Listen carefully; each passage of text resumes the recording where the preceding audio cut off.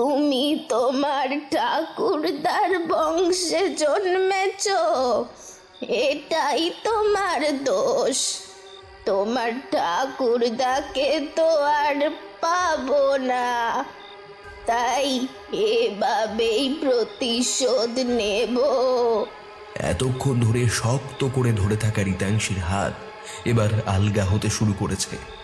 উদ্দালক বুঝতে পারছে ওকে এবার বেরোতে হবেই। ও মহিলাকে এবার ঠেলে ফেলে দিয়ে পালাতে চাইল। মহিলা মেঝেতে পড়ে গেল। সেই সুযোগে প্রথমে পূর্ণেন্দু বাবু এবং সঙ্গে সঙ্গে উদ্দালকও দরজা দিয়ে বেরিয়ে গেল। কিন্তু রিতাংশীর হাতটা ওর হাত থেকে আলগা হয়ে গেল। আর সঙ্গে সঙ্গেই বৃদ্ধা মহিলাটি হাতে থাকা মশালটা দরজার সামনে ফেলে দিল। দাউ দাউ করে জ্বলে উঠল আগুন।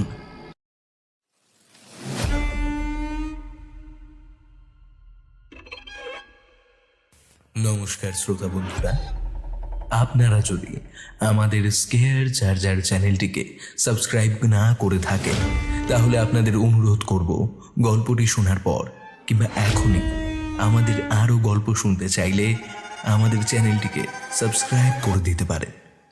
টিম স্কেয়ার চার্জারের আজকের নিবেদন লেখিকা অনন্যা রায়ের কলমে হরিণডুবির অভিশাপ। আজকের গল্প পাঠে ও গল্পের সূত্রধার আমি অভিক। মুখ্য ভূমিকায় অধ্যায় সাহা, পার্থ অরণ্যদেব, বর্ণালী, নবস্মিতা, সৌরভ রায় এবং অভিক। শব্দ সংযোজনে সুদেষ্ণা মণ্ডল।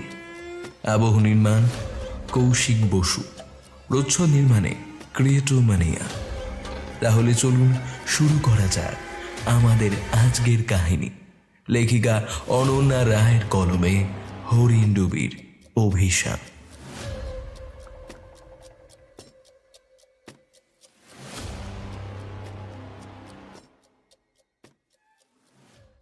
চৈত্র মাসের এক বিকেল। আকাশটা কালো হয়ে এসেছে। পরিবেশও বেশ গুমোট ভাব। ঝড়ের পূর্বাভাস।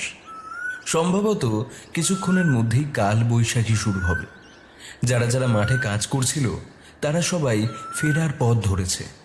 এর মধ্যে এক বছর 20-22-এর যুবতী গ্রামের মাঠ বরাবর হাঁটছিল। দূর থেকে দেখেও বেশ বোঝা যাচ্ছিল যে তার হাঁটতে সমস্যা হচ্ছে। একটু পরপরই তার হাঁফ ধরে যাচ্ছে, কারণ যুবতীটি গর্ভবতী এবং সদ্যজাত শিশুটির পৃথিবীর আলো দেখার যে বেশি দেরি নেই তা বেশ ভালো মতোই বোঝা যাচ্ছে। যুবতীটিকে চিনতে পেরেই বাড়ি ফিরতে এক প্রৌঢ়া মহিলা তার দিকে এগিয়ে এসে বলল, ও মেয়ে, তুমি ও পাড়ার ঘোষবাড়ির ছোট বউ না?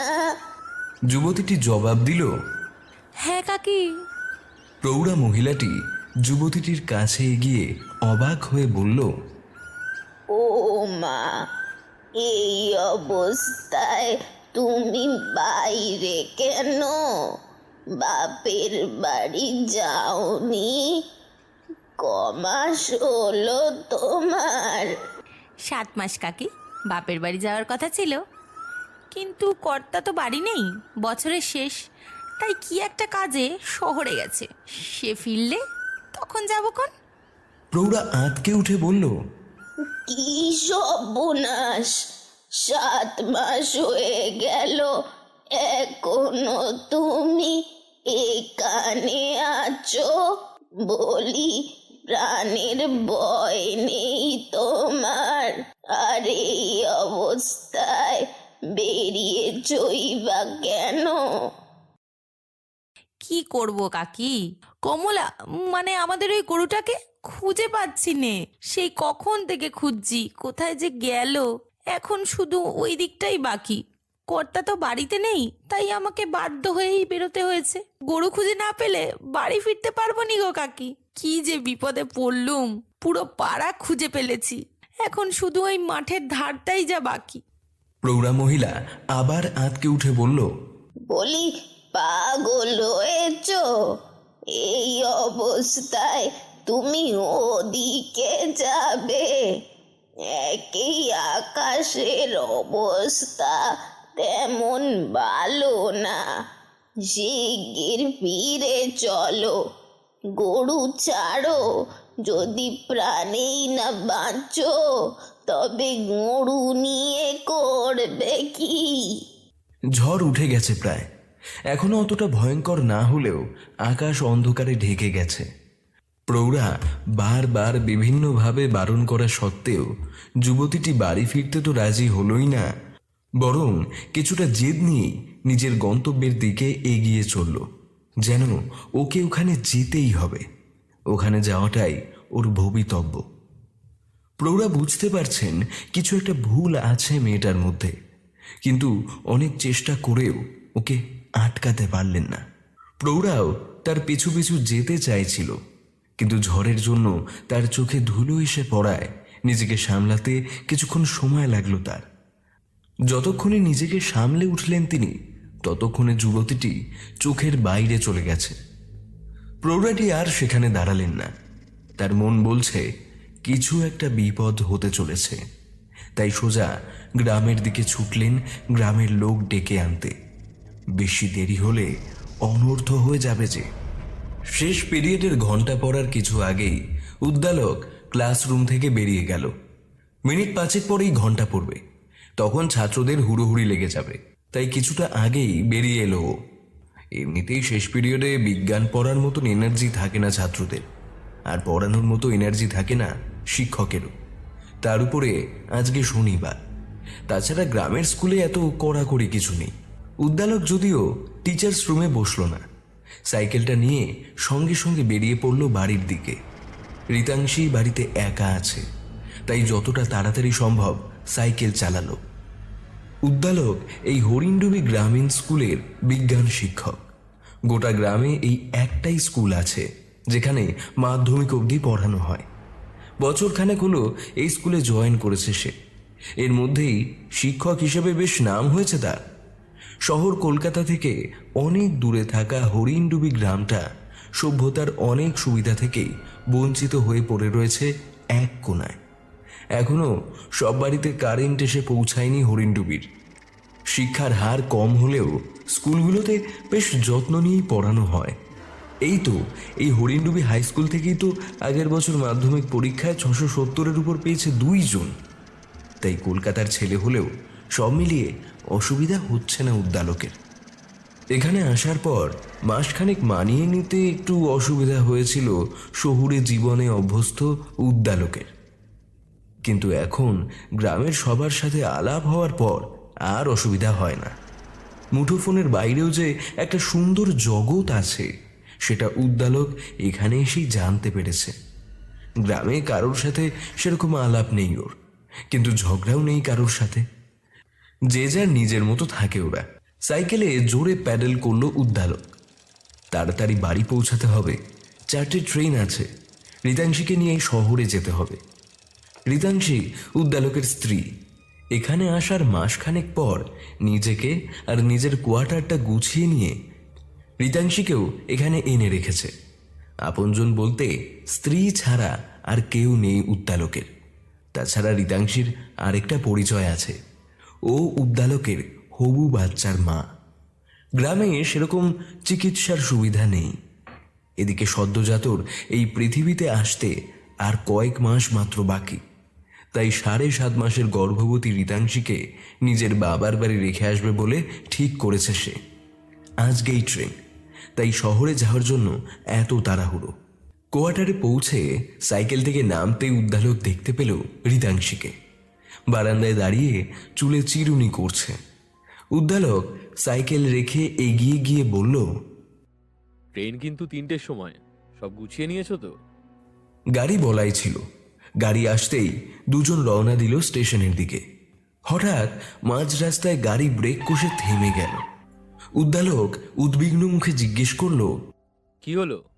ড্রাইভার বলল, বুঝতে পারছি না, গাড়ি কিছুতেই স্টার্ট নিচ্ছে না, দেখছি দাঁড়ান। বলে গাড়ি থেকে নেমে গেল। গাড়ির বনেট খুলে বেশ কিছুক্ষণ নাড়াচাড়া করেও যখন ড্রাইভার আর ফিরে এলো না, তখন কিছুটা অধৈর্য হয়েই উদ্দালক এগিয়ে গেল ড্রাইভারের কাছে। কি হলো, এত সময় লাগছে কেন? কি হয়েছে গাড়ির?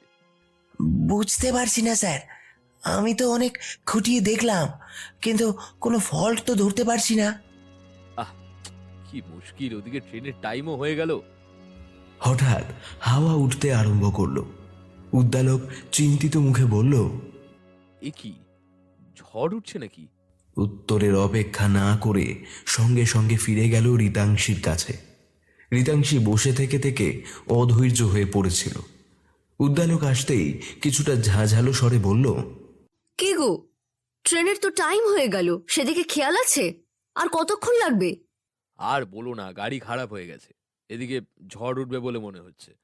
আজকে যাওয়া হবে বলে তো মনে হয় না, কিন্তু ফিরেই বা যাবো কি করে?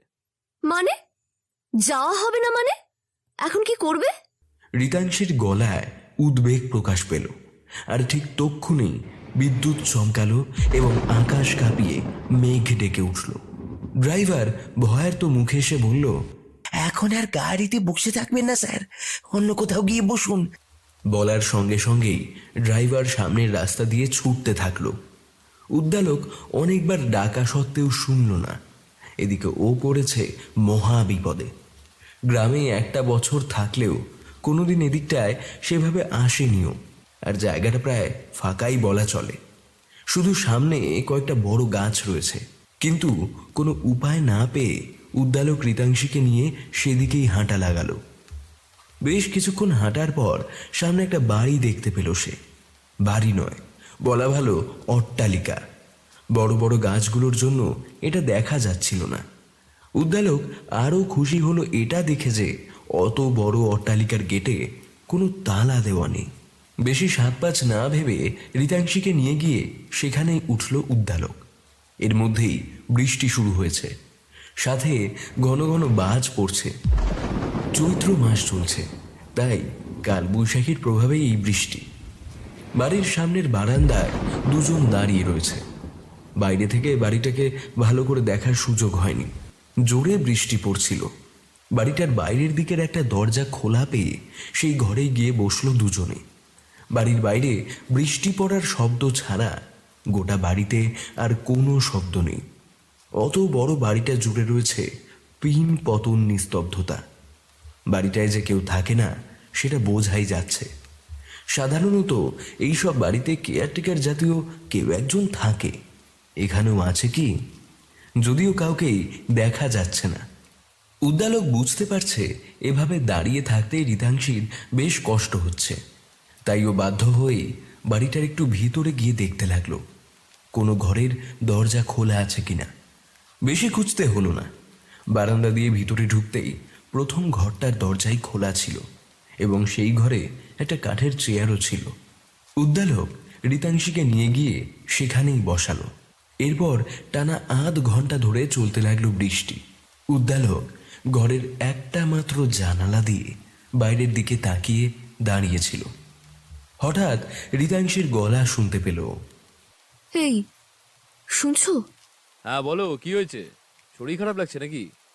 আরে না, বলছি এই বাড়িতে কোনো লোক থাকে নাকি?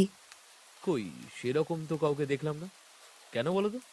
রিতাংশী ভুরু কুচকে বলল, কেন মানে? তুমি কিছু শুনতে পারছো না? মানে কি শুনতে পাওয়ার কথা বলছো? আরে একটা পায়ের আওয়াজ শুনতে পাচ্ছ না? জানলার দিক থেকে সরে এসো, তাহলে শুনতে পাবে। উদ্দালক জানালার দিক থেকে সরে আসলেও কোনো রকম আওয়াজ শুনতে পেল না। রিতাংশী উদ্বিগ্ন গলায় বলল, কি গো, শুনতে পেলে? কই না তো, কোনো আওয়াজ নেই তো। নেই মানে?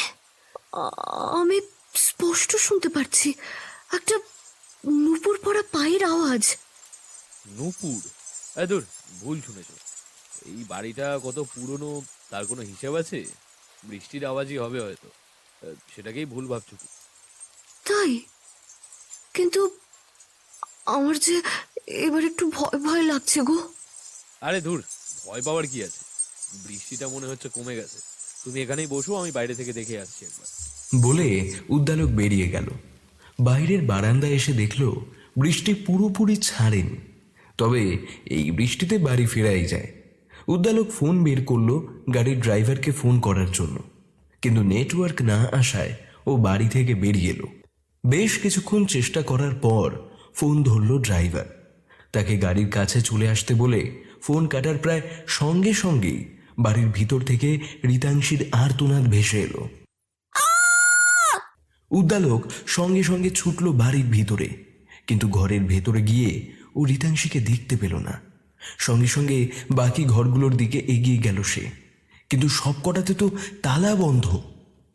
বাড়িটার আরো ভিতরে আসতেই বিশাল শান বাঁধানো উঠোন দেখতে পেল উদ্দালক, আর সঙ্গে সঙ্গে ওর শির দ্বারায় একটা হালকা কম্পন টের পেল।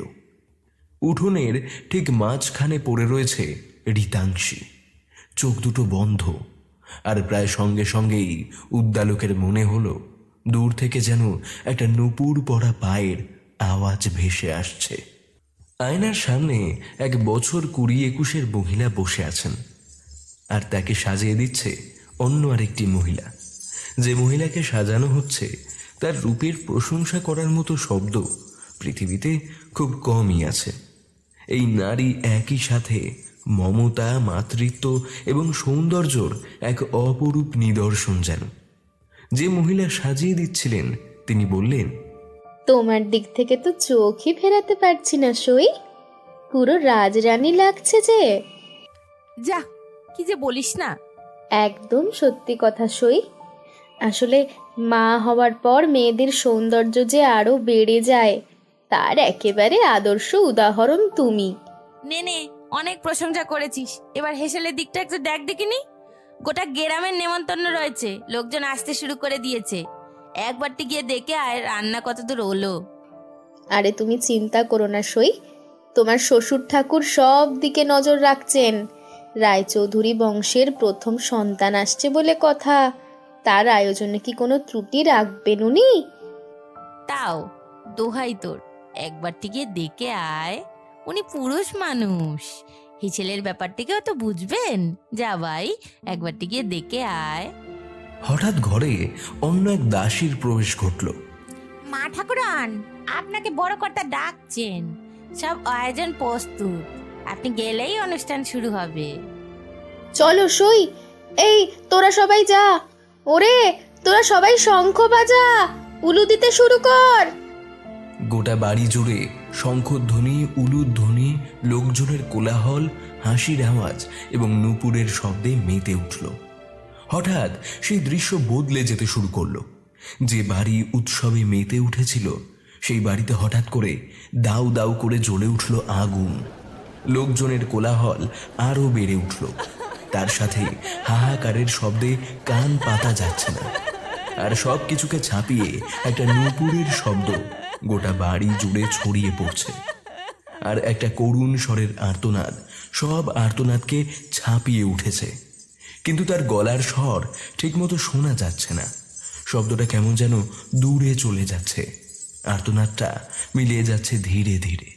হঠাৎ ধর্মড় করে বিছানার উপর উঠে বসল রিতাংশী। এই স্বপ্নটা ও বেশ কিছুদিন ধরে দেখছে। বেশ কিছুদিন মানে যেদিন থেকে ওরা দুজনে ওই বড় বাড়িটায় গিয়েছিল সেই দিন থেকে। নিজেকে শান্ত করতে বেশ সময় লাগলো ওর। পাশেই উদ্দালক ঘুমোচ্ছে, কিন্তু ওকে ডাকলো না। বেচারা কদিন ধরেই রিতাংশীকে নিয়ে খুব চিন্তা করছে, তাই এই মাঝরাতে ওর ঘুম ভাঙিয়ে আর বিরক্ত করলো না। বেডসাইড টেবিলে থাকা জলের গ্লাস থেকে জল খেয়ে আবার ঘুমাতে যাবে এমন সময় ওর কেমন যেন একটা শিরশিরে অনুভূতি হলো। কারণটা হলো একটা পায়ের আওয়াজ, নূপুর পরা পায়ের আওয়াজ। মাঝরাতে হঠাৎ ঘুম ভেঙে গেল উদ্দালকের। পাশ ফিরে শুতে গিয়ে বিছানা খালি দেখে সঙ্গে সঙ্গে উঠে বসল। রিতাংশীর নাম ধরে ডাকতে লাগলো। চিন্তায় ভুরু দুটো কুঁচকে গেল ওর। কিন্তু গোটা বাড়ি খুঁজেও যখন রিতাংশীর দেখা পেল না, তখন ওর মাথায় হাত পড়ে গেল। এত রাতে আবার কোথায় গেল? উদ্দালকের এই চিন্তার যথেষ্ট কারণ আছে। সেদিন ওই অট্টালিকার মধ্যে রিতাংশীকে ওইভাবে পড়ে থাকতে দেখে ওর হাত পা ঠান্ডা হয়ে গিয়েছিল, কিন্তু সঙ্গে সঙ্গে গিয়ে দেখতেই বুঝতে পারল যে রিতাংশী কোনো কারণে অজ্ঞান হয়ে গেছে। সঙ্গে সঙ্গে ওকে কোলে তুলে কোনো রকমে গাড়ির কাছে নিয়ে এসে চোখে মুখে জল দিতেই জ্ঞান ফিরে এসেছিল ওর। কিন্তু ও তখন কিছু বলতে পারেনি, ভয়ে কুঁকড়ে গেছিল। শুধু আগুন আগুন! ছাড়া আর কিছু বলতে পারেনি ও।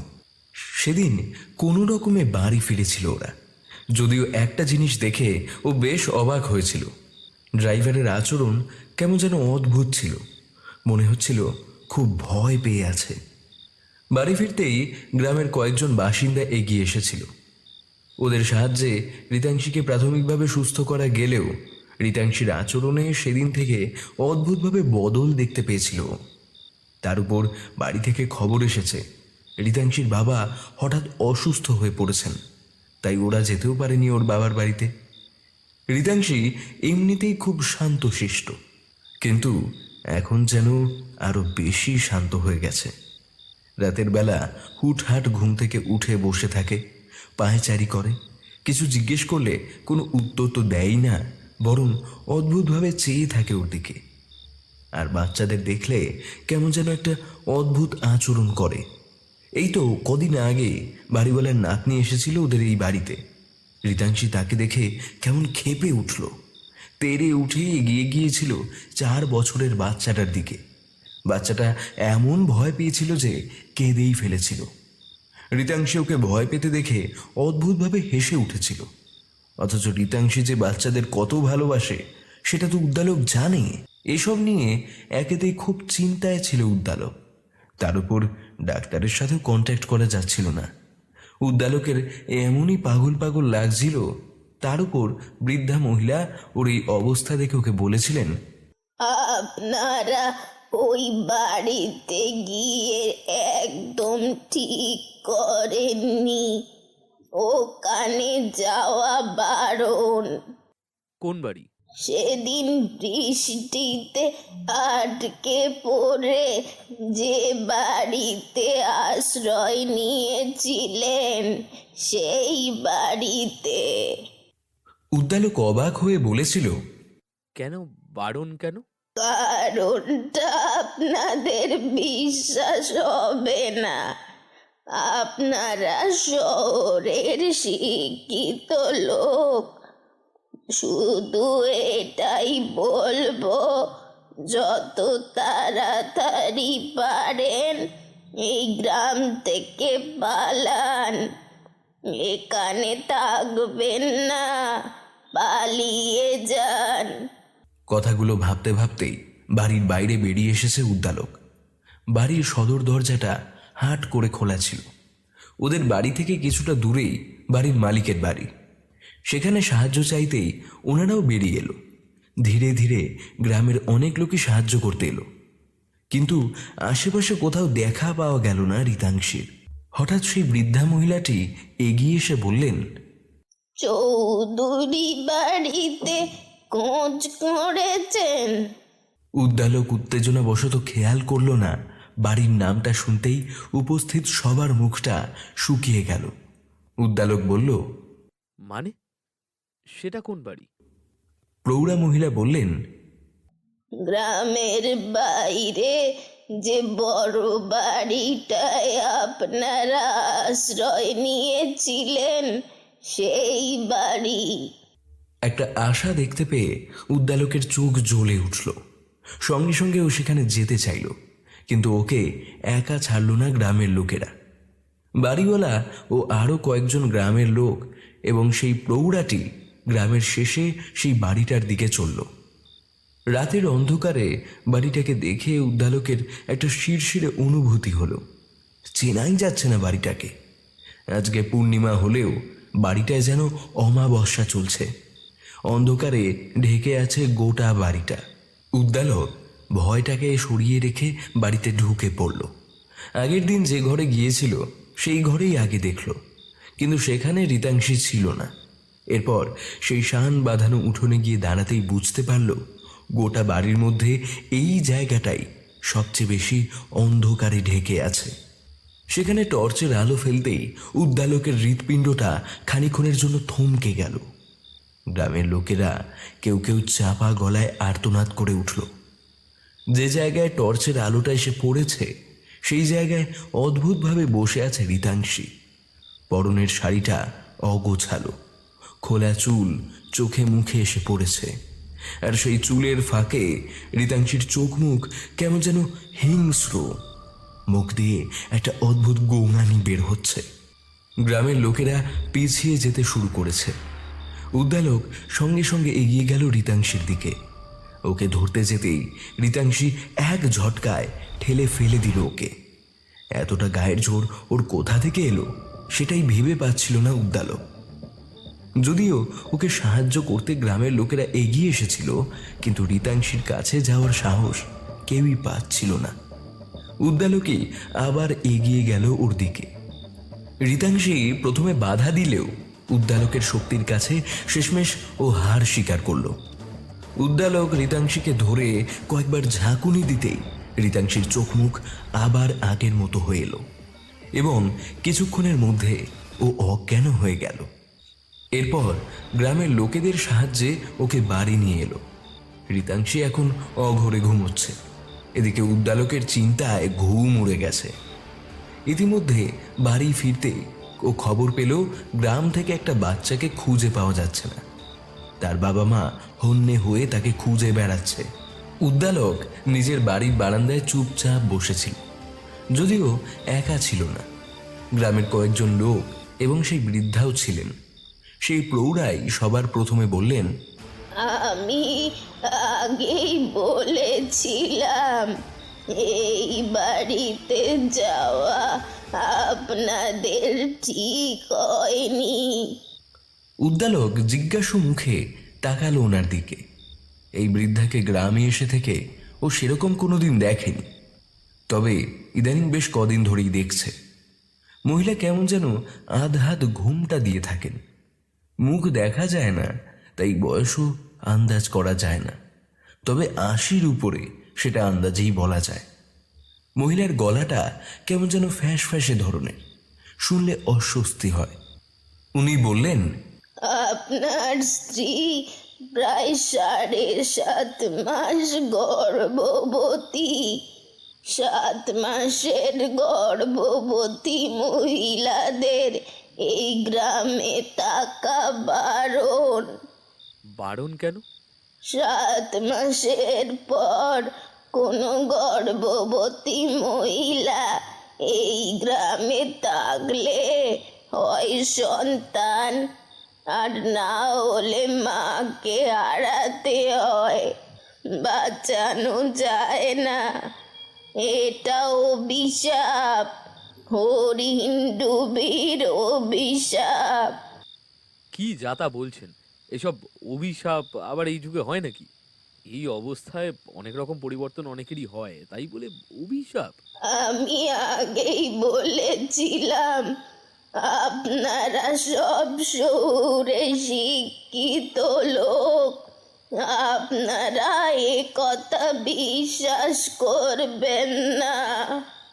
হ্যাঁ, অবশ্যই। কেন বিশ্বাস করব? এটা বিশ্বাস করার মতো কথা নয়। আর আপনারাই বা বিশ্বাস করছেন কেন?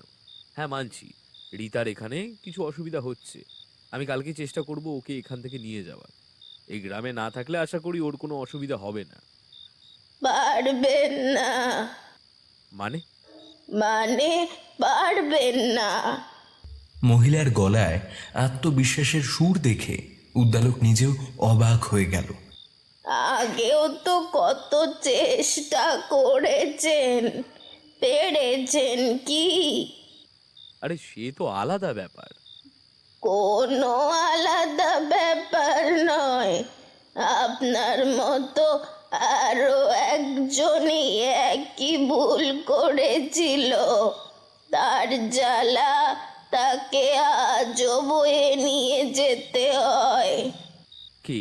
কি ভুল করেছিল? নির্মল ঘোষ, এই গ্রামেই বাড়ি। নিজের ৭ মাসের গর্ভবতী স্ত্রীকে এই গ্রামেই রেখেছিল। তারও বিশ্বাস ছিল যে এই অভিশাপ সত্যি নয়। তারপর বউটাকে আর বাঁচানো যায়নি। একটা ছেলে হয়েছিল, সে ছেলে বেঁচে আছে না হারিয়ে গেছে তার কোনো ঠিক নেই। জন্মের 2 মাস পরই হারিয়ে গেছিল। বলা ভালো, এক প্রকার উবে গেছিল। সবটা শুনে উদ্দালক খানিকক্ষণ চুপ করে থাকলো। তারপর কিছুটা নিজেকে বোঝানোর জন্যই বোধহয় বলল, সে তো অনেকেরই এরকম হয়, এতে অবাক হওয়ার মতো কি আছে? বৃদ্ধা মহিলাটি সামান্য হাসলেন। তারপর বললেন, সেই মেয়েটির অবস্থাও আপনার স্ত্রীর মতোই হয়েছিল। উদ্দালক এবার অধৈর্য হয়ে উঠে পড়ল। বিরক্ত হয়ে বলল, ভোর হতে চললো, আমার স্ত্রীর শরীর খারাপ, আমার মনে হয় আমার ওর কাছে যাওয়া উচিত। আপনারা সবাই অনেক উপকার করেছেন, তার জন্য অনেক অনেক ধন্যবাদ। বলে নিজের ঘরে চলে গেল উদ্দালক। রিতাংশী ঘুমোচ্ছিল। উদ্দালক তার কাছে যেতেই একটা বিষয় দেখে অবাক হয়ে গেল। রিতাংশীর ঠোঁটের কোণে রক্ত লেগে আছে। মন্দিরটার সামনে এসে কিছুক্ষণ থম মেরে দাঁড়িয়ে রইল উদ্দালক। এই বিজ্ঞানের যুগে বাস করে এইসব অভিশাপের কথা মেনে নেওয়া কোনো মতেই সম্ভব নয়। কিন্তু কিছু জিনিসের কোনো যুক্তি তো উদ্দালক খুঁজে পাচ্ছে না। এদিকে রিতাংশীও দিন দিন হাতের বাইরে চলে যাচ্ছে। তাই উদ্দালক সেই মহিলার কথা পুরোপুরিভাবে মেনে না নিলেও রিতাংশীর কথা ভেবে কিছুটা হলেও বিশ্বাস করতে শুরু করেছে। ওই মহিলাই বলেছিলেন এই মন্দিরটার কথা, বিশেষত মন্দিরের পুরোহিতের কথা। সেদিন রিতাংশীর ঠোঁটের কোণে রক্ত দেখে ও প্রচণ্ডভাবে ভয় পেয়ে গিয়েছিল, যদিও কাউকে কিছু বলেনি। কিন্তু পরের দিন যখন আরও একটা বাচ্চা হারিয়ে গেল এবং একইভাবে রিতাংশীকেও সেই বাড়িতে আবার পাওয়া গেল, তাতে উদ্দালকের ভয় পাওয়াটাই স্বাভাবিক। যে চিন্তাটা মনে আনা উচিত নয় সেটাই মনে আসছে। বাচ্চাগুলোর হারিয়ে যাওয়ার পিছনে রিতাংশীর হাত নেই তো। আর ওর যেহেতু মনে সন্দেহ আসছে, তাহলে গ্রামের লোকেরও মনে আসাটা স্বাভাবিক। উদ্দালক চেষ্টা করেছিল এই গ্রাম থেকে চলে যাওয়ার জন্য, কিন্তু কিছু না কিছু বাধা এসেই যাচ্ছে। তাই বাধ্য হয়ে উদ্দালকে যোগাযোগ করেছিল সেই বৃদ্ধা মহিলাটির সাথে।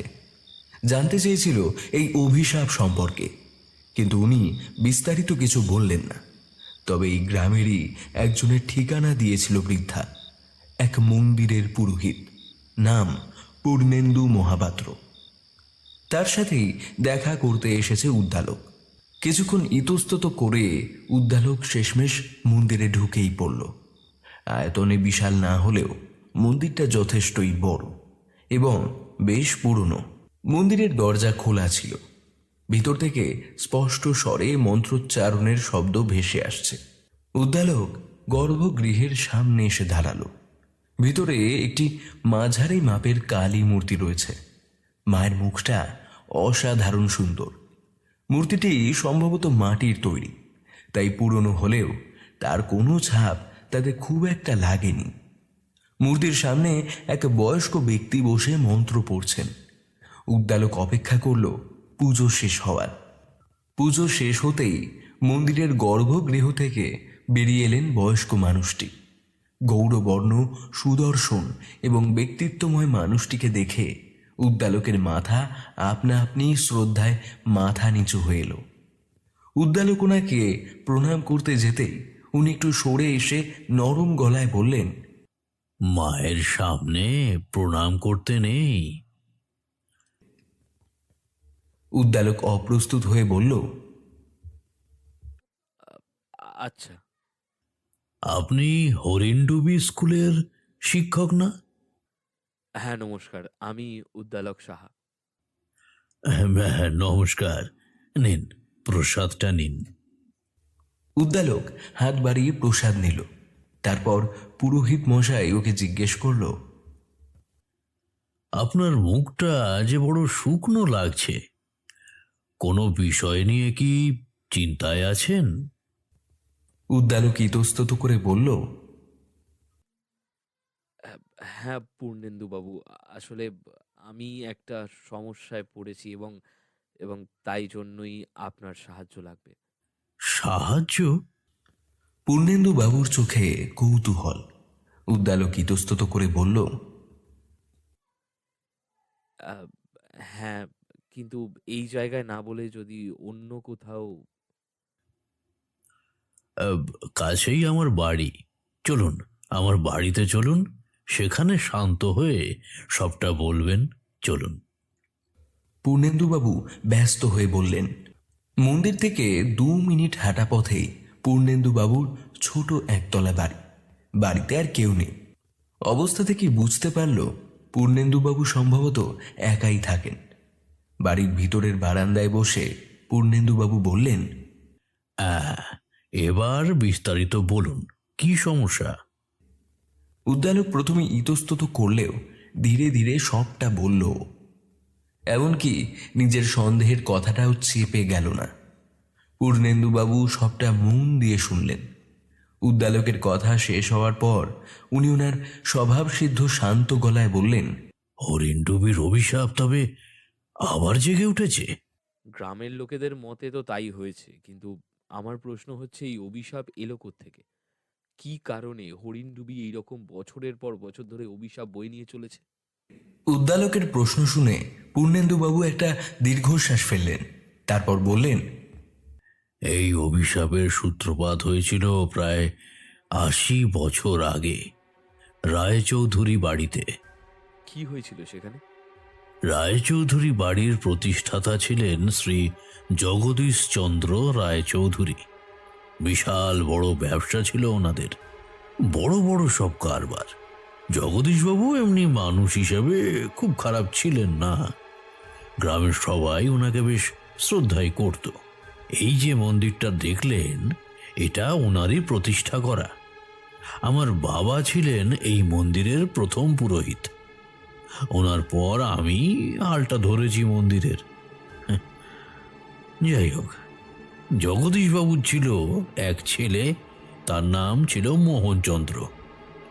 মোহনচন্দ্র বাবার সুযোগ্য পুত্র ছিল। জগদীশবাবু অনেক ছোট বয়সে বিয়ে দিয়েছিলেন ছেলের। ঘরে লক্ষ্মী এলো। বউ ঠাকুরুনকে মা লক্ষ্মীর মতো দেখতে ছিল। হ্যাঁ, তার স্বভাবটিও ছিল ভারী সুন্দর। সব ঠিকঠাকই চলছিল, কিন্তু সমস্যা তখন শুরু হলো যখন বিয়ের 5 বছর পেরিয়ে যাওয়ার সত্ত্বেও বংশে কোনো সন্তান এলো না। জগদীশবাবুর বয়স হয়েছে, ফলতই ঘরের লক্ষ্মীকে অলক্ষ্মী বলা শুরু হলো। ওদিকে জগদীশবাবু চাইলেন ছেলের আরেকটা বিয়ে দিতে, কিন্তু ওনার ছেলে কোনো মতেই রাজি হলো না। তারপর তারপর? তারপর শোনা যেতে লাগলো অদ্ভুত সব খবর। অদ্ভুত খবর মানে? হ্যাঁ, রায়চৌধুরী বাড়িতে নাকি অপদেবতার পুজো করা হচ্ছে।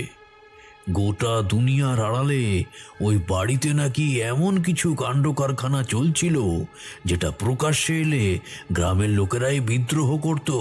উদ্দালক অবাক হয়ে বলল, তার মানে আপনি বলছেন ওই বাড়িতে কালো জাদু চলছিল? বৃদ্ধটি হালকা হেসে বলল,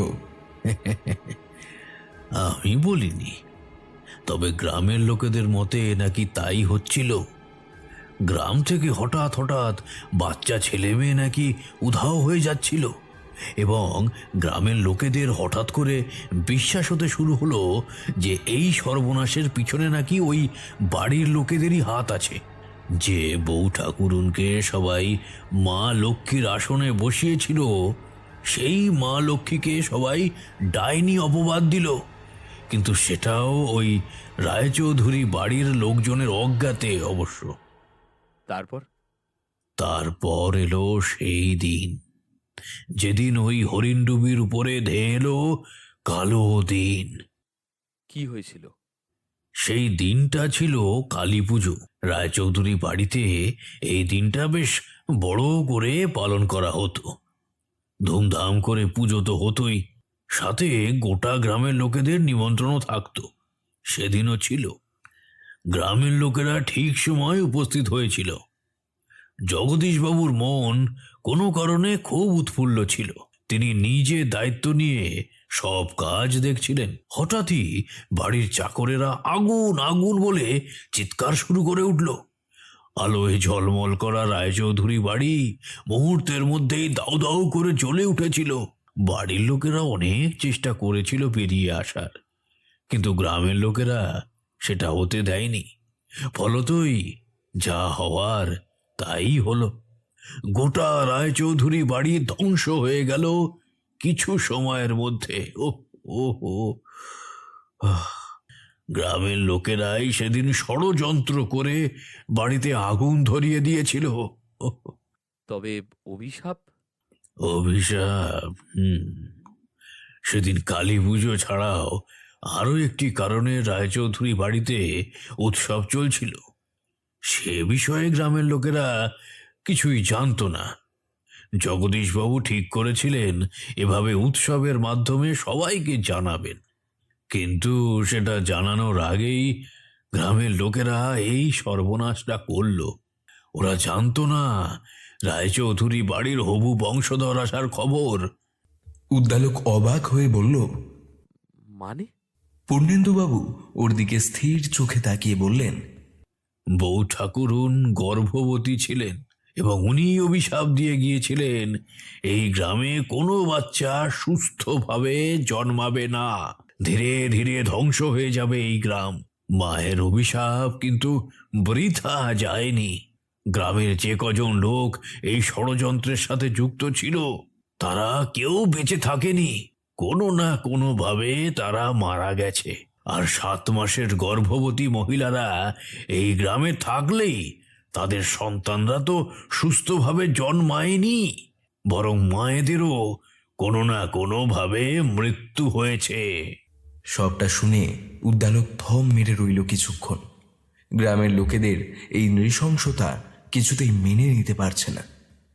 কিছুক্ষণ পর ও নিজেই বলল, কিন্তু আমি বা আমার স্ত্রী এই ষড়যন্ত্রের সাথে কোনোভাবে যুক্ত ছিলাম না পুরোহিত মশাই। তাহলে আমাদের জীবনে এই অভিশাপ কেন নেমে এলো?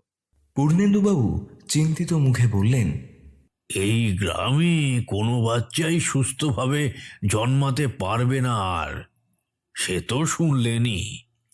কিন্তু কিন্তু কি পুরোহিত মশাই, এই বিপদ থেকে আমাদের উদ্ধার করুন দয়া করে। কিছু তো একটা উপায় বলে দিন। রীতাংশী ছাড়া আমার অন্য কোনো আপনজন নেই, আর ওর এই অবস্থা যে আমি কিছুতেই মেনে নিতে পারছি না। এর কি কোনো উপায় নেই? উদ্দালকের গলার করুণ আরতি শুনে পুরোহিত মশাইয়ের মন নরম হলো। উনি উদ্দালককে বললেন, উপায় আছে। আছে? উদ্দালকের চোখ আশার আলোয় আলোকিত। বেশ কয়েক বছর আগে আমি এই বিষয়টা নিয়ে একটু খোঁজ নিয়েছিলাম। তখনই জানতে পেরেছিলাম একটা উপায় সম্পর্কে।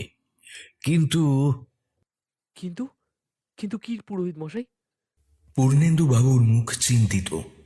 আমি এখনই আপনাকে কোনো কথা দিতে পারছি না উদ্দালক, আমাকে কিছুটা সময় দিন। কিন্তু সময় কি আর আছে হাতে? ওদিকে গ্রাম থেকে একটা একটা করে বাচ্চা উধাও হতে শুরু করেছে। এদিকে রীতাংশীর অবস্থা দিন দিন খারাপ হয়ে যাচ্ছে। বিজ্ঞানের যুগে যে এরকম হতে পারে সেটাই তো মেনে নিতে পারছি না আমি। তার উপর আপনি যদি সাহায্য না করেন তাহলে এই গ্রাম কিংবা রীতাংশী কেউই তো বাঁচতে পারবে না ঠাকুর মশাই।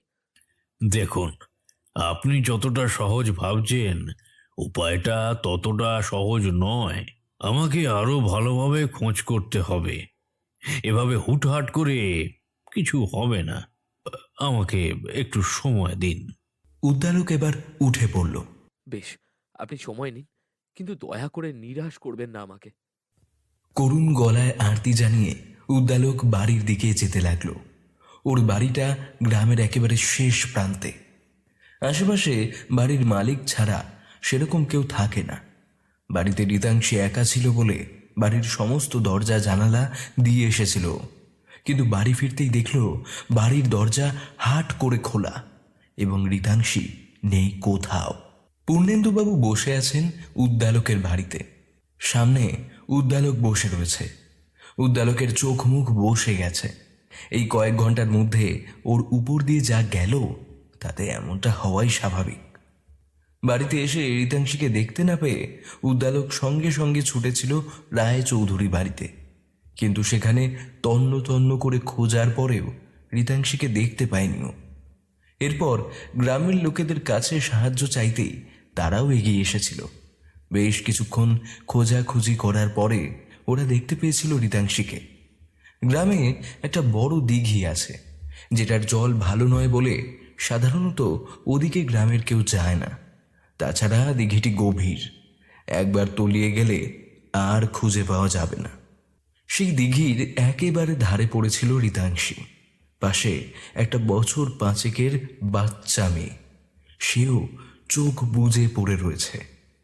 উদ্দালকের হাত পা ঠান্ডা হয়ে গিয়েছিল, সঙ্গে সঙ্গে সেদিকে এগিয়ে গিয়েছিল সে। দুজনেই বেঁচে ছিল। উদ্দালক শুনতে পেয়েছিল এই বাচ্চাটিকেও বেশ কয়েক ঘন্টা ধরে খুঁজে পাওয়া যাচ্ছিল না। উদ্দালকের হাত পা ক্রমশ অবশ হয়ে এসেছিল।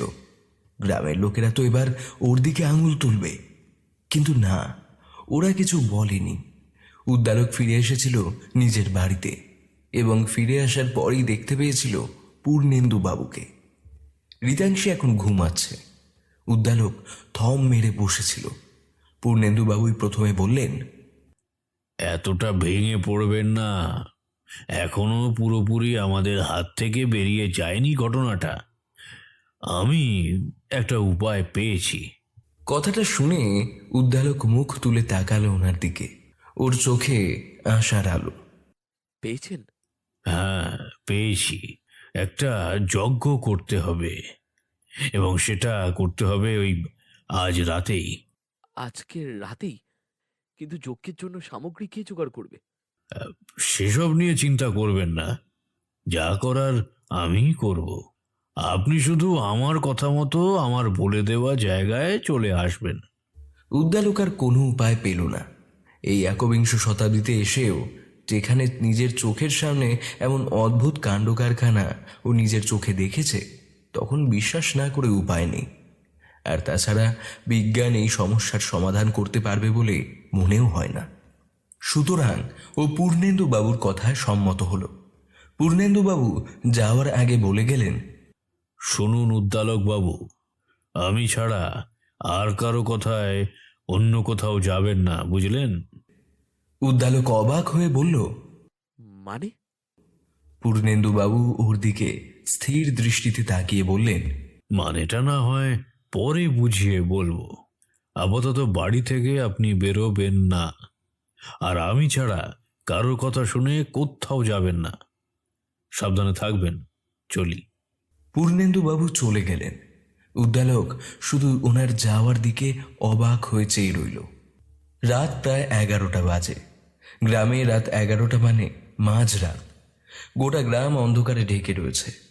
কোনো বাড়িতে আলো জ্বলছে না, সেটাই স্বাভাবিক। সবাই এতক্ষণে ঘুমিয়ে পড়েছে। শুধু ঘুম নেই কয়েকটা মানুষের চোখে, পূর্ণেন্দু বাবু, উদ্দালক এবং রিতাংশী। পূর্ণেন্দুবাবু, উদ্দালক এবং রিতাংশী আপাতত সেই পুরনো অভিশপ্ত রায়চৌধুরী বাড়িতে এসেছে। যেহেতু অভিশাপের সূত্রপাত এখানেই, তাই যজ্ঞটা নাকি এখানেই করতে হবে। পূর্ণেন্দুবাবু নিজেই সব জোগাড় করেই রেখেছিলেন। উদ্দালক শুধু রিতাংশীকে নিয়ে ওনার বলে দেওয়া সময় পৌঁছে গিয়েছিল। রিতাংশী অন্য দিনের তুলনায় আজকে বেশ খানিকটা শান্ত এবং চুপচাপ। এই কদিনে ওর চেহারা সম্পূর্ণভাবে ভেঙে পড়েছে। 8 মাস চলছে, নবাগত সন্তানের আসতে আর বেশি দেরি নেই। এদিকে রিতাংশীর চেহারা ক্রমাগত খারাপ হয়ে চলেছে। রিতাংশী বাড়ির ভিতরে শান বাঁধানো বারান্দার একটা কোণে চুপচাপ বসেছিল, কোনো কথা বলছিল না, শুধু স্থির দৃষ্টিতে তাকিয়ে দেখছিল সমস্ত জোগাড় যন্ত্র। আশ্চর্যভাবে আজকে কিন্তু কোনো বাচ্চা হারিয়ে যায়নি। যে হারিয়ে গিয়েছিল তাকে তো রিতাংশীর সাথে পাওয়া গিয়েছে দিঘির ধারে। পূর্ণেন্দুবাবু এক মনে যজ্ঞের আয়োজন করে চলেছেন। উদ্দালক ওনাকে টুকটাক সাহায্য করছিল, আর ভাবছিল এই বাড়িতে যে এত বড় একটা দুর্ঘটনা ঘটে গেছে সেটা বোঝা যায় না বাড়িটাকে দেখলে। অদ্ভুত একটা নিস্তব্ধতা এবং অভিশাপ নিয়ে বাড়িটা কিন্তু মাথা উঁচু করে অবিকৃত অবস্থায় দাঁড়িয়ে রয়েছে। সমস্ত জোগাড় শেষ হওয়ার পর পূর্ণেন্দুবাবু উদ্দালককে বললেন, এবার রিতাংশী মাকে এই আসনে বসান আপনারা। উদ্দালক রিতাংশীকে আসনে বসিয়ে দিতেই পূর্ণেন্দুবাবু মন্ত্র পড়ে রিতাংশীর চারপাশে গঙ্গা জল ছিটিয়ে দিলেন। উদ্দালক অবাক হয়ে তাকাতেই উনি শুধু বললেন, এই যজ্ঞের সময় যে কোনো মুহূর্তে যে কোনো দুর্ঘটনা ঘটতে পারে, কিন্তু রিতাংশী মা যদি এখান থেকে কোনোভাবে সরে যায় তাহলে অনর্থ হয়ে যাবে। যাতে কোনো কিছু ওকে স্পর্শ করতে না পারে সেই জন্যেই এই ব্যবস্থা। পূর্ণেন্দুবাবু এইবার মন্ত্র পড়া শুরু করলেন। ওনার পরনের বস্ত্রখানা বেশ অদ্ভুত ছিল, লাল টকটকে ধুতি এবং গায়ে শুধু উত্তরীয়। এছাড়াও গলায় বেশ কয়েকটা রুদ্রাক্ষের মালা এবং মাথায় এক টুকরো লাল কাপড় পাগড়ির মতো করে বাঁধা। সামনে একটা যন্ত্র আঁকা। কিসের যন্ত্র সেটা বোঝার ক্ষমতা উদ্দালকের নেই। সেই যন্ত্রের সামনে জ্বলছে আগুন। পূর্ণেন্দুবাবু কিসব মন্ত্র পড়ে তাতে ঘৃতাহুতি দিচ্ছেন। ওনার জলদ গম্ভীর কণ্ঠস্বরে মন্ত্রপাঠ শুনে উদ্দালকের গায়ে কাঁটা দিচ্ছিল রীতিমতন। রিতাংশীও কোনো প্রতিবাদ না করে গোটা প্রক্রিয়াটাই দেখছিল। শুধু মাঝে একবার উদ্দালকের হাতটা শক্ত করে ধরেছিল। উদ্দালক ওর দিকে তাকাতেই ও দেখতে পেয়েছিল রিতাংশী কেমন যেন অসহায় দৃষ্টিতে তাকিয়ে রয়েছে ওর দিকে। এই কদিনে ও প্রায় একটাও কথা বলেনি উদ্দালকের সাথে। উদ্দালক তো রিতাংশীকে দেখে চিনতেই পারছিল না প্রায়, কিন্তু আজ রিতাংশীকে দেখে মনে হলো ও একটু একটু করে হয়তো নিজের মধ্যেই ফিরে আসছে। উদ্দালকের হঠাৎ ভীষণ কান্না পেয়ে গেল। আপনজন বলতে রিতাংশী ছাড়া কেউ নেই ওর। এই নবাগত সন্তানের আগমনের কথা শুনে ওরা দুজনেই বেশ খুশি হয়েছিল। ভালোই কাটছিল দুজনের দিনগুলো। হঠাৎ কি থেকে যে কি হয়ে গেল উদ্দালক জানে না। যে অপশক্তির বিরুদ্ধে ওরা লড়ছে তার আদৌ শেষ আসছে কিনা, কিন্তু মনে মনে প্রতিজ্ঞা করলো প্রাণ থাকতে কখনোই রিতাংশীকে ছেড়ে যাবে না। উদ্দালকও রিতাংশীর ঠান্ডা হাতটা শক্ত করে ধরল। মন্ত্রোচ্চারণ আরও বেড়েছে। উদ্দালক অনেক আশা নিয়ে পূর্ণেন্দু বাবুর দিকে তাকিয়ে বসে আছে। এর কিছুক্ষণ পরেই উদ্দালকের খেয়াল হলো এতক্ষণের স্বাভাবিক থাকা পরিবেশটা হঠাৎ করে কেমন যেন ভারী হয়ে উঠেছে। একটা গুমোট ভাব সৃষ্টি হয়েছে চারপাশে। উদ্দালক আরও শক্ত করে ধরল রিতাংশীর হাতটা। হাত ছাড়লেই যদি চলে যায় তাহলে সব চেষ্টা বৃথা যাবে যে। উদ্দালকের পাশে এতক্ষণ রিতাংশী চুপচাপ শান্ত হয়ে বসেছিল। এবারে ও কেমন যেন উসখুস করতে শুরু করেছে। বারান্দার দরজা ঠেসিয়ে দেওয়া ছিল। একটা দমকা হাওয়া এসে দরজার দুটো পাল্লা খুলে গিয়ে বিশ্রী একটা আওয়াজ হলো। তার সাথে যজ্ঞের আগুনও কিছুটা কমে এলো। পূর্ণেন্দুবাবু সঙ্গে সঙ্গে ঘৃতাহুতি দিয়ে আগুন বাড়িয়ে দিলেন। ওনার কণ্ঠস্বর আরও স্পষ্ট হয়ে উঠেছে, গলার জোর আরও বেড়েছে। উদ্দালক বুঝতে পারল গন্ডগোল শুরু হয়ে গেছে। উদ্দালকের পাশে বসে থাকা রিতাংশী এবারে রীতিমতো ছটফট করতে শুরু করেছে। উদ্দালকের হাত ছাড়িয়ে বাইরে বেরিয়ে যেতে চাইছে সে। মুখ দিয়ে কেমন যেন একটা ভয়ঙ্কর আওয়াজ করছে। ওর মুখটা দেখে উদ্দালকের হাড় হিম হয়ে গেল। রিতাংশীকে দেখতে ভারী সুন্দর। গর্ভবতী হওয়ার পর চেহারায় আরও একটা লাবণ্য এসেছিল। মাতৃত্বের লাবণ্যে রিতাংশী পৃথিবীর শ্রেষ্ঠ লাবণ্যময়ী বলে মনে হতে লাগলো উদ্দালকের। সেই মুখের এই হিংস্র রূপ দেখে উদ্দালকের ভীষণ কষ্টও হলো। তাও ও চেষ্টা করলো রিতাংশীকে ধরে রাখার। বাইরের দমকা হাওয়া এবার ঝড়ে পরিণত হয়েছে। প্রচণ্ড শব্দে বাড়ির সমস্ত দরজা জানালা খুলছে, বন্ধ হচ্ছে। এদিকে রিতাংশী রীতিমতো ধরাছোঁয়ার বাইরে চলে যাচ্ছে। এইবারে উদ্দালক অসহায় দৃষ্টিতে তাকালো পূর্ণেন্দু বাবুর দিকে। পূর্ণেন্দুবাবু পাশের পাত্রে থাকা তরল ছিটিয়ে দিল রিতাংশীর দিকে। রিতাংশী আর্তনাদ করে উঠল এবং তার সাথে সাথে আরও অশান্ত হয়ে উঠল। প্রচণ্ড ঝড়ের মধ্যেও বাইরে থেকে কিছু লোকের গলার স্বর শুনতে পেল। উদ্দালক চেঁচিয়ে পূর্ণেন্দুবাবুকে জিজ্ঞেস করল, এ কাদের আওয়াজ পুরোহিত মশাই? পূর্ণেন্দুবাবু কোনো উত্তর দিলেন না। উনি মন্ত্র পড়তে ব্যস্ত হয়ে উঠলেন। বাইরের শব্দটা আরও বাড়ল। রিতাংশী ছটফট করতে করতে এবার উঠে দাঁড়িয়েছে। উদ্দালকের হাত ছেড়ে বাইরে যাওয়ার জন্য ছটফট করছে ও।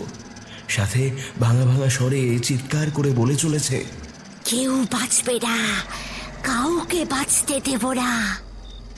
উদ্দালক ভাবছে এ কি ওর রীতাংশী, নাকি ৮০ বছর আগেকার কোনো নারী যাকে বিনা অপরাধে হত্যা করা হয়েছিল।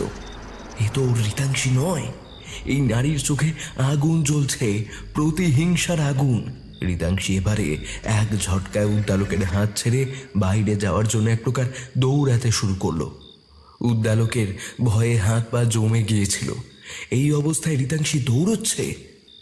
ও প্রায় সঙ্গে সঙ্গে রীতাংশীর পিছন পিছন ছুটে গেল, কিন্তু দুজনের কেউই বাইরে বেরোতে পারল না। বাইরে দাউ দাউ করে জ্বলে উঠেছে আগুন। উদ্দালক বিস্ময়ে আতঙ্কে প্রায় চেঁচিয়ে উঠল। এ কি আগুন? এত আগুন কিসের? উদ্দালক কিছু চেনা পরিচিত মুখকে বাড়ির বাইরে দাঁড়িয়ে থাকতে দেখল এবং তাদের দেখে চিৎকার করে উঠল।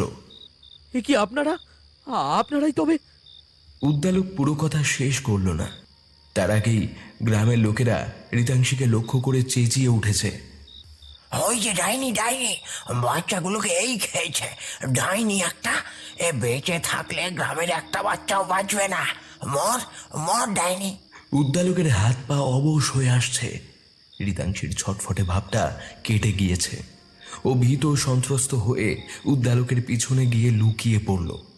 কেঁদে উঠে বলল, না, আমি ডাইনি নই, আমি কিছু করিনি, আমি কিছু জানি না, আমি বাচ্চাদের মারিনি। ওরা ভুল বলছে উদ্দালক, আমি আমি বাচ্চাদের মারিনি। উদ্দালকও মরিয়া হয়ে চেঁচিয়ে উঠল। আপনাদের ভুল ধারণা হয়েছে। আমরা কিছু করিনি কাউকে। গোলযোগ শুনে ততক্ষণে যজ্ঞ ছেড়ে পূর্ণেন্দুবাবুও এগিয়ে এসেছেন। তিনি বললেন, আহ, কি করছেন উদ্দালক? আপনার মনে হয় আপনার কথা ওরা শুনবে? ওরা তো পাগল হয়ে উঠেছে। কিন্তু আমরা যে এখানে আছি সেটা ওদের জানালো কে? সেসব না হয় পরে ভাববেন, আপাতত এখান থেকে বেরোনোর একটা উপায় খুঁজুন। কিন্তু কিভাবে? দরজায় যে আগুন ধরিয়ে দিয়েছে ওরা। রীতাংশের শরীর খারাপ করতে শুরু করেছে। পূর্ণেন্দুবাবু কিছুক্ষণ ভেবে বললেন, উপায় একটা আছে। আসুন আমার সঙ্গে, আসুন। পূর্ণেন্দুবাবু আবার বাড়ির ভিতরে ঢুকে গেলেন। উদ্দালক রীতাংশীর হাত ধরে ওনাকে অনুসরণ করল। পূর্ণেন্দুবাবু বাড়ির ভিতর দিয়ে একটা জায়গায় এসে পৌঁছালেন। আবছা আলোয় একটা দরজা দেখতে পেয়ে উদ্দালক কিছুটা উৎসাহিত হয়ে বলল, এটা দিয়ে কি বাইরে যাওয়া যাবে? হ্যাঁ, ছোটবেলা থেকেই আমার এই বাড়িতে যাতায়াত, তাই এই বাড়ির কোথায় কোন দরজা আছে আমার সবটাই জানা। কিন্তু এই দরজা অনেক দিন ধরেই বন্ধ আছে, খুলতে সমস্যা হবে, আপনাকেও হাত লাগাতে হবে। দুজনে অনেক চেষ্টা করলো, কিন্তু দরজাটা কিছুতেই খুলল না। উদ্দালক একবার রীতাংশীর অসহায় মুখটার দিকে তাকিয়ে পূর্ণেন্দুবাবুকে জিজ্ঞেস করলো। এবার কথাটা বলার প্রায় সঙ্গে সঙ্গেই হঠাৎ দরজাটা খুলে গেল। আনন্দে উৎফুল্ল হয়ে উদ্দালক কিছু বলার আগেই দরজা দিয়ে ভিতরে ঢুকে এলো এক ব্যক্তি। ব্যক্তিটি একজন মহিলা। মহিলাটির হাতে থাকা মশালের আলোয় উদ্দালক তাকে চিনতে পেরে চেঁচিয়ে উঠল। এ কি আপনি? মহিলাটি আর কেউ নয়, সেই বৃদ্ধা মহিলা যার কথা শুনে উদ্দালক জানতে পেরেছে অভিশাপের কথা। যার কথা অনুযায়ী উদ্দালক গিয়েছিল পূর্ণেন্দুর কাছে। বৃদ্ধাটি বললেন, হ্যাঁ, আমি। অনেক ধন্যবাদ দরজাটা খুলে দেওয়ার জন্য। তাড়াতাড়ি চলুন, এখান থেকে বেরোতে হবে। উদ্দালক কিছু না ভেবেই হড়বড়িয়ে বলল, আরে দাঁড়াও দাঁড়াও, যাচ্ছ কোথায়? তোমাদের যেতে দেব বলে তো এসবের আয়োজন করিনি। উদ্দালক অবাক হয়ে বলল, মানে আপনি? হ্যাঁ, আমি। বৃদ্ধাটির গলা শান্ত। আমি আয়োজন করেছি। তোমার বউয়ের এই আচরণের কারণ আমি। আমি গ্রামের লোকেদের বুঝিয়েছি যে তোমার বউ ডাইনি। উদ্দালক কিছু বলার আগেই পূর্ণেন্দুবাবু শান্ত গলায় বললেন, গ্রামে উধাও হয়ে যাওয়া বাচ্চাদের বলি দিয়ে শয়তানকে তার মানে তুমিই জাগিয়ে তুলেছিলে? রিতাংশী মায়ের গায়ে রক্ত লাগিয়ে দিয়ে ওর এই পরিণতি তুমিই ঘটিয়েছিলে? আর আজকে আমরা যে এখানে আছি তার সন্ধান তুমিই দিয়েছিলে সবাইকে? হ্যাঁ, আমি করেছি। কথা বলতে বলতে চারজনই আবার সেই যজ্ঞের জায়গায় এসে পড়েছে। এর মধ্যে আগুন বেড়ে উঠেছে, তার সাথে সাথে বাইরে লোকের চিৎকার আরও বেড়েছে। রিতাংশী ধীরে ধীরে নিতিয়ে পড়ছে। উদ্দালকের হাত পা আগেই অবশ হয়ে গিয়েছিল, এখন মাথাও কাজ করা বন্ধ করে দিয়েছে। শুধু শুকনো গলায় বলল, কিন্তু কেন? তোমার জন্য। আমার জন্য? আমি কি করেছি? তুমি নও, তোমার পূর্বপুরুষ করেছিল।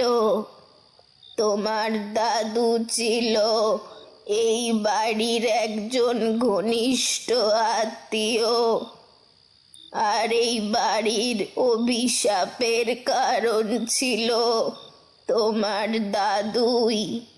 তিনি রটিয়েছিলেন এই বাড়িতে নাকি এমন সব কাজকর্ম হয় যেটা প্রকাশ্যে এলে ক্ষতি হতে পারে।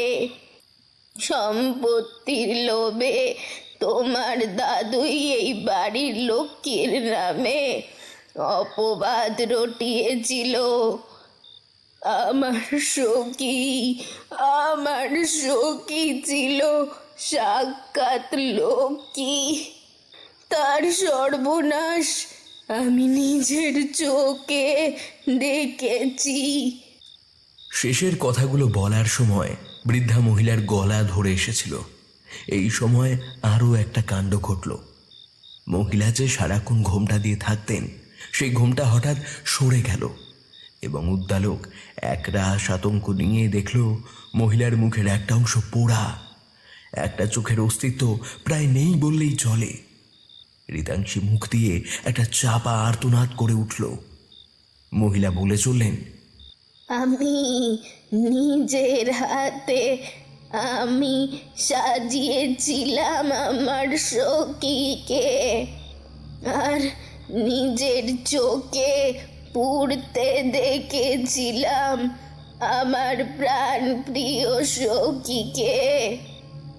আমি কোনো মতে বেঁচে গিয়েছিলাম সেদিন।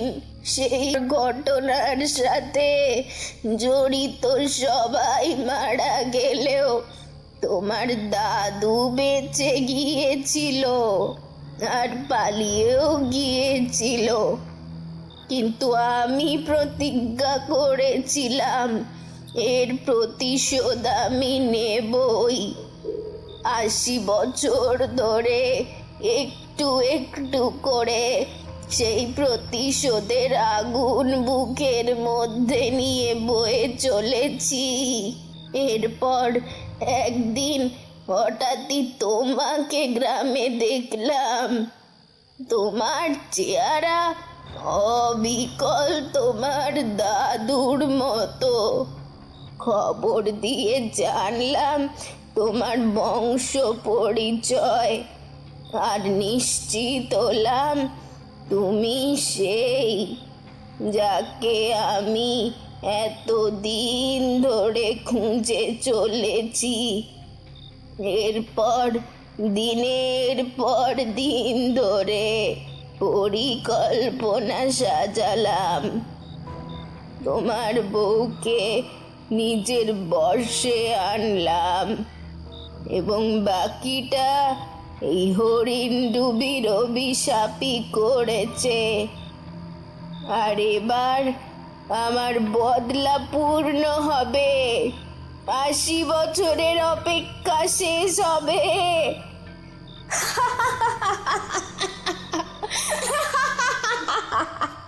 কথাটা বলে বিকৃতভাবে হাসলেন বৃদ্ধা মানুষটি। আগুনের লেলিহান শিখা ততক্ষণে গ্রাস করেছে গোটা বাড়ি। সেই জ্বলন্ত আগুনের সামনে এই নারীকে মানুষ বলে মনে হলো না উদ্দালকের। কিন্তু আমি বা আমার স্ত্রী তো কিছু করিনি। এমনকি আমি নিজেও আমার ঠাকুরদাকে কোনো দিনই দেখিনি। আমার জন্মের বহু বছর আগেই তিনি মারা গিয়েছিলেন। তবে তবে আমরা কি দোষ করেছি? তুমি তোমার ঠাকুরদার বংশে জন্মেছ, এটাই তোমার দোষ। তোমার ঠাকুরদাকে তো আর পাবো না, তাই এভাবেই প্রতিশোধ নেব। এতক্ষণ ধরে শক্ত করে ধরে থাকা রিতাংশীর হাত এবার আলগা হতে শুরু করেছে। উদ্দালক বুঝতে পারছে ওকে এবার বেরোতে হবেই। ও মহিলাকে এবার ঠেলে ফেলে দিয়ে পালাতে চাইল। মহিলা মেঝেতে পড়ে গেল। সেই সুযোগে প্রথমে পূর্ণেন্দুবাবু এবং সঙ্গে সঙ্গে উদ্দালকও দরজা দিয়ে বেরিয়ে এলো। কিন্তু রিতাংশীর হাতটা ওর হাত থেকে আলগা হয়ে গেল। আর সঙ্গে সঙ্গেই বৃদ্ধা মহিলাটি হাতে থাকা মশালটা দরজার সামনে ফেলে দিল। দাউ দাউ করে জ্বলে উঠল আগুন। উদ্দালক চেষ্টা করছে রিতাংশীর কাছে যাওয়ার, কিন্তু যেতে পারছে না।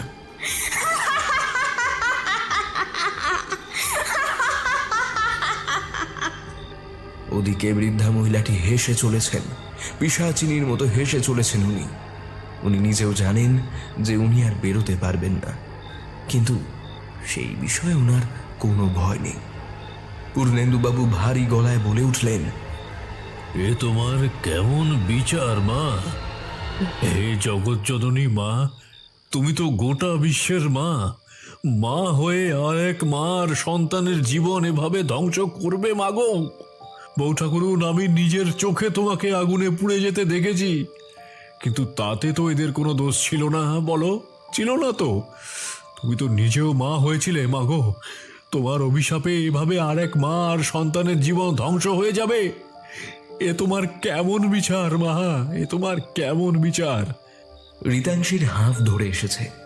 মহিলা হাসতে হাসতে লুটিয়ে পড়েছেন। ওর দেহে যে আর প্রাণ নেই সেটা বোঝা যাচ্ছে। এদিকে আগুনের তাপে উদ্দালকের হাত পা পুড়ে যেতে শুরু করেছে। হঠাৎ রিতাংশীর মনে হলো ওর হাতটা কেউ যেন শক্ত করে ধরল। উদ্দালক তো অত দূরে, তবে কে ধরল ওর হাত? বেশি কিছু বোঝার আগেই ওর হাত পা ধরে কেউ যেন ওকে দরজার বাইরে, এই বাড়ির বাইরে বের করে দিল। আর তার প্রায় সঙ্গে সঙ্গেই দরজাটা ভেঙে পড়ল ওদের চোখের সামনে। যে রায়চৌধুরী বাড়ি দিনের পর দিন অভিশাপ মাথায় নিয়ে দাঁড়িয়েছিল, সেই বাড়ি এতদিন পর ভেঙে পড়ল। পূর্ণেন্দুবাবু উচ্ছ্বসিত হয়ে বলে উঠলেন, হরিণটুবি আজকে অভিশাপ মুক্ত হলো। যে মা অভিশাপ দিয়েছিল সে মা নিজে আজকে হরিণটুবি গ্রামকে অভিশাপ মুক্ত করলো। জয় মা, জয়। প্রচণ্ড ব্যথায় অজ্ঞান হয়ে যেতে যেতে রিতাংশী শুধু শুনতে পেল উদ্দালক আর পূর্ণেন্দুবাবু ওকে হসপিটাল নিয়ে যাওয়ার কথা বলছে। আর আবছাভাবে দেখতে পেল এক পরমা সুন্দরী নারী অনেক দূর থেকে ওর দিকে তাকিয়ে হাসছে। মেয়েটিকে দেখতে অপূর্ব সুন্দর। মেয়েরা মা হলে কি তাদের এমনই সুন্দর লাগে?